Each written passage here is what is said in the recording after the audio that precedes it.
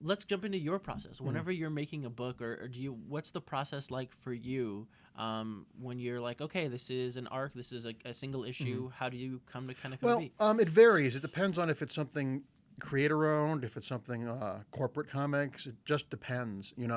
Like with Supergirl, I had never really had a grand interest in writing her. I mean, and felt like that she was a difficult character because there've been glimmers in her history of her being a fully realized character, whether it was Marv Wolfman in Crisis on Infinite Earths, or Paul Levitz and Keith Giffen in Legion of the Superheroes, and Sterling Gates and Jamal Igle did a great run.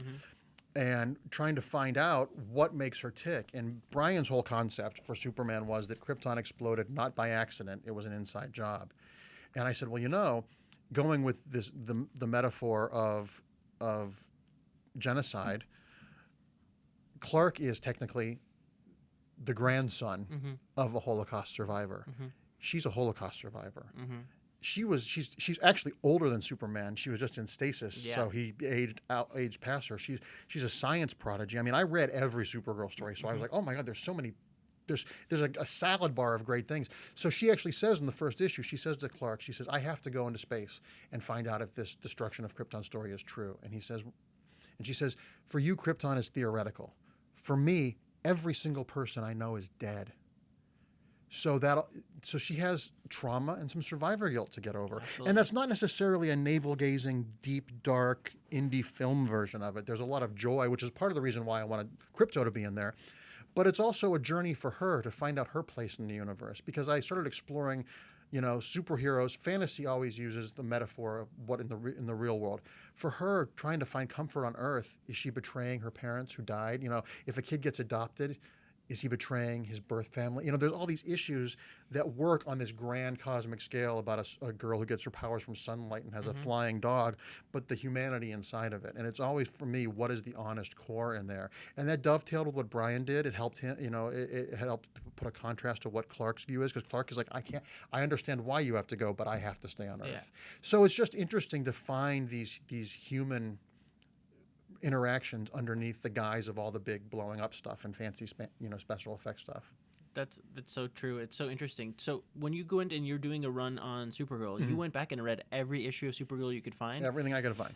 So what was like the process like? Where do you begin? Do you go and well, luckily a lot of it's in print. Like DC is doing the Silver Age Supergirl omnibus books. Like the Jeff Loeb, Michael Turner, Ian Churchill stuff is in print. A lot of that stuff is in print, thankfully, because of the TV show. But there's so many different permutations, and for a very long time, she wasn't Kara. After John Byrne, we had this protoplasm thing, Matrix, that shapeshifted, and then we had Peter David. It was a suicidal girl who tried to kill herself and then got inhabited by the body of an angel. I mean, there was all sorts of crazy stuff. Wow. But it was just trying to find the through lines. When you read about a character, what are the things that keep popping up in their stories thematically, and trying to find out a way to make them all work. Because I'm also not a big believer in saying everything you knew is wrong. Yeah. I think that in 99 times out of 100 is the laziest form of writing, and it's insulting. Yeah. By saying, oh, this character that these people worked on that have made this character survive for 80 years, that's all wrong. You can look back into the past and fill in places, but I much prefer telling stories that propel the character into the future. And I just didn't want to undo a lot of continuity. And going back to the soap opera thing we talked about, if something doesn't work for what I'm doing, I'm not going to talk about it.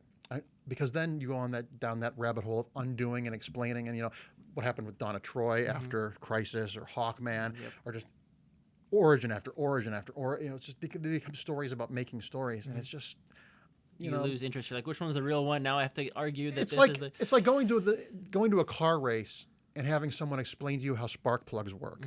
I'm here for the race. I don't need to know that. I trust that stuff. Yeah, I trust you. So it's trying to be a confident storyteller and not making it all about too inside baseball.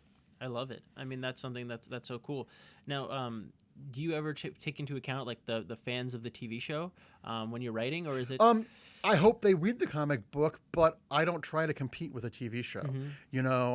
Because a TV show has actors and a budget, and and there's just no point. If I was doing a comic book that was inspired by the TV show, like I did Wonder Woman 77, that was informed by the Linda Carter TV show, that's a different thing. But the thing that I think that DC has done really effectively in media has made the average person understand multiple versions of characters and the sort of the multiverse. So I'm trying to tell stories with Kara that fit into what Brian is doing with the general arc, and that if you're a fan of the show, you can read this and feel comfortable, but I'm not trying to compete with that.